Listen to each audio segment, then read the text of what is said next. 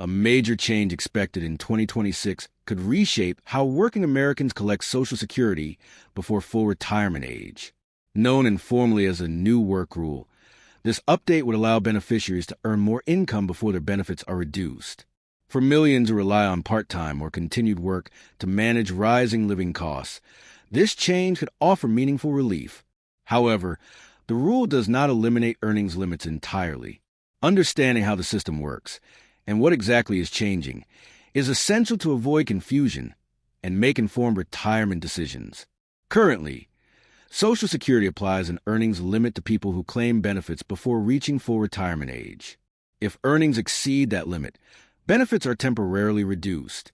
This rule has long frustrated early retirees who want or need to keep working. The proposed 2026 adjustment focuses on raising the earnings threshold, allowing beneficiaries to keep more of their benefits while earning additional income.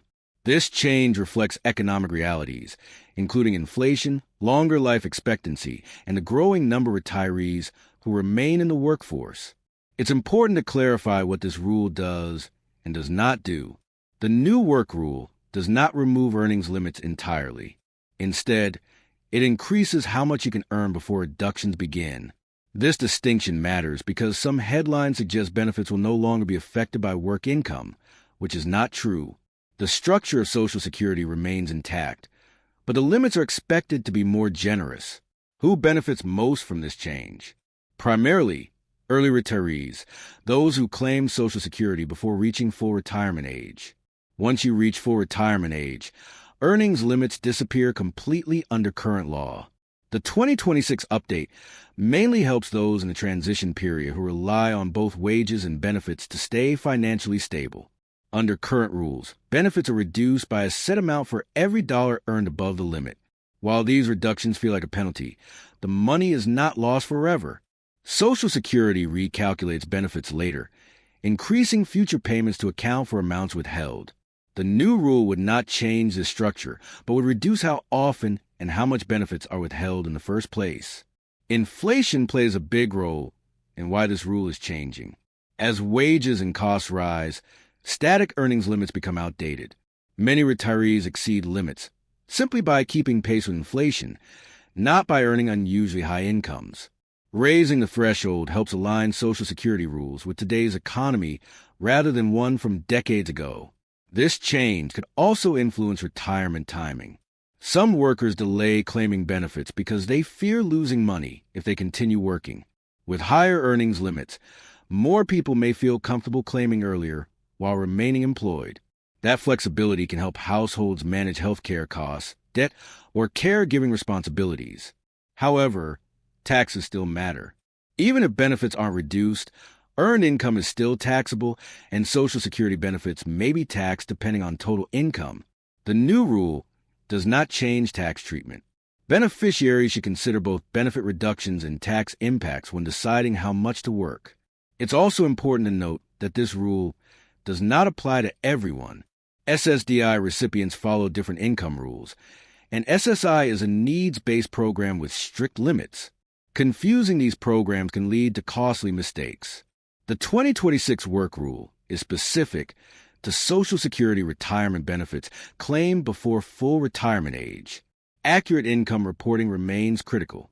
Even with higher limits, failing to report earnings can result in overpayments that must be repaid later. Social Security relies on timely reporting, especially for self-employed workers whose income is harder to track. The new rule doesn't reduce reporting responsibilities. For employers, this change could help retain experienced workers. Many older employees scale back hours or leave jobs entirely to avoid benefit reductions. Higher earnings limits may encourage continued participation, benefiting both workers and businesses facing labor shortages. Financial planning becomes more nuanced under this rule.